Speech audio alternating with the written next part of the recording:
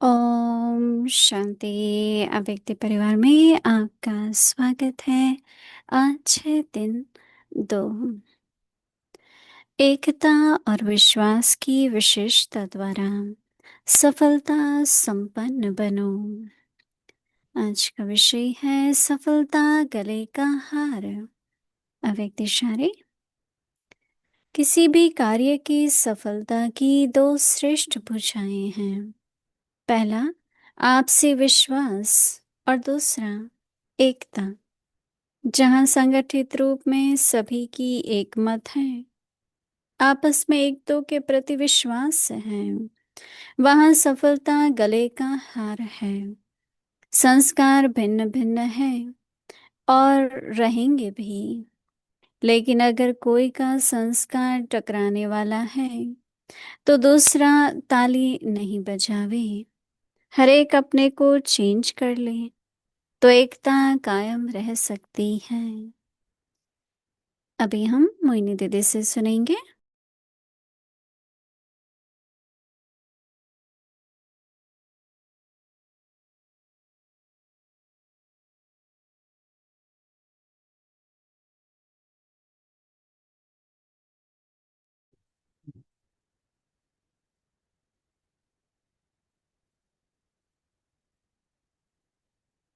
ओम शांति। सभी ठीक हो, सभी मौज में हो। या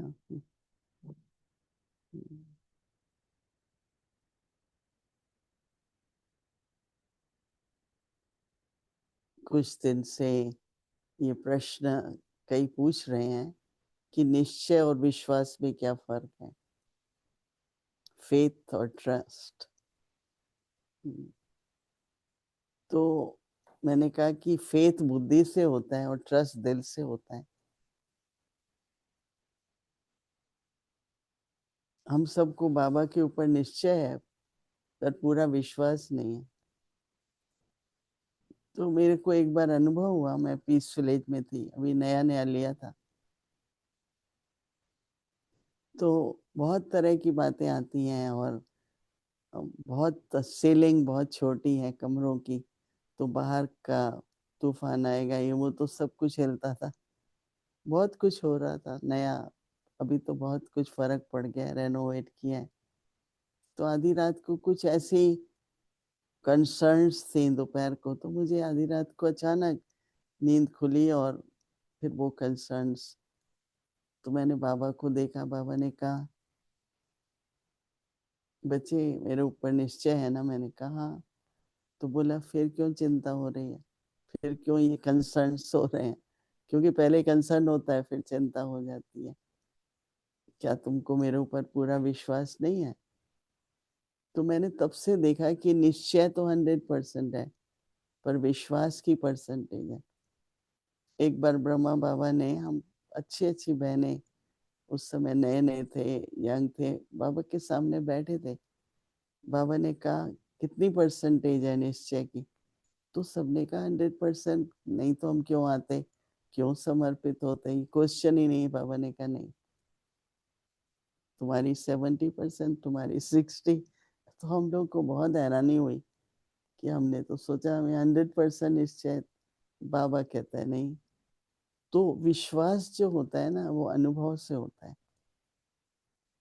बाबा पर हम निश्चय रखते हैं और कार्य करते हैं, और ये पता है कि निश्चय का बल भी होता है और निश्चय में विजय भी है। मुझे हमेशा रामायण में हनुमान का कैरेक्टर सबसे ज्यादा अट्रैक्ट करता है, क्योंकि वो मुस्कुराता रहता था। उसको ये अंदर में विश्वास होता था, जो भाई ये तो भगवान है, ऐसा हो नहीं सकता है, ये तो भगवान है, ऐसे करके एक उसके अंदर विश्वास होने के कारण बाबा हमारा, मैंने कहा दो गुण बाबा के, हर्षित मुक्ता और मधुरता। बाबा सदा ही कितना कुछ होता रहा, पिकेटिंग हुई और समाज में कितना कुछ बाबा के लिए बोला। बाबा मुस्कुराते थे, क्यों? विजय तो है ही, भगवान है तो विजय है। पर बाबा का जो निश्चय था, ब्रह्मा बाबा का, शिव बाबा पर, और मधुरता। कहते कभी लाइफ में बाबा ने गुस्सा नहीं किया था, कभी। इतने तक कि उनके बच्चे कभी झूठ बोला कुछ, बाबा उसको बहुत प्रेम से उनसे सच बोलवाते थे। नहीं, सभी ने कहानी सुनी होगी भाई, एक बार बच्चों ने हीरे के पैकेट्स ले लिए शाम को, क्योंकि जो बड़े घर के होते हैं वो सोचते हैं अपनी टीचर्स को थोड़ा अच्छा कुछ दे देंगे, अंगूठी वगैरह, तो अच्छे मार्क्स मिल जाएंगे। तो ले गए, तो मैनेजर्स ने बाबा को कहा, तो बाबा ने नेक्स्ट डे, बाबा सैर करने निकला, बच्चे भी मिले, बोला कितनी टीचर्स हैं, बोला 12। क्या देना है उनको, रिंग देनी है, अच्छा मैं बनवा के देता हूँ। आप लोगों के पास कितने हीरे हैं? अब उन्हें तो उन्होंने फटाफट, बाबा ये सब पुड़िये ले आए कि हमने ये लिया। तो ऐसे बहुत बाबा के जीवन के दृष्टांत हैं जहाँ बाबा ने कभी भी, कहते हैं, आवेश भी नहीं किया। मैंने खुद देखा, मैं भी 11 साल के करीब बाबा के पास आना जाना रहना होता था। तो निश्चय में विजय है, निश्चय में बल भी है, परंतु उसके साथ साथ विश्वास जरूरी है। मतलब दिल माने, बुद्धि से निश्चय है और दिल चिंता कर रहा है या इन उसका वो सब, तो ऐसी स्मृति की सामर्थ्य हम बनाएं। तो जो आज भी बाबा कह रहे हैं ना कि, या कल एक मुरली में था कि बाबा के गले का हार बनो, न कि हार। बाबा के गले का हार बनो, न कि हारो। तो बाबा बहुत अच्छा बता रहे हैं कि अव्यक्त इशारा है और मुरली से है। किस मुरली से है वो तो मुझे नहीं मालूम, पर कई लोग पढ़ते हैं। तो सफलता गले का हार।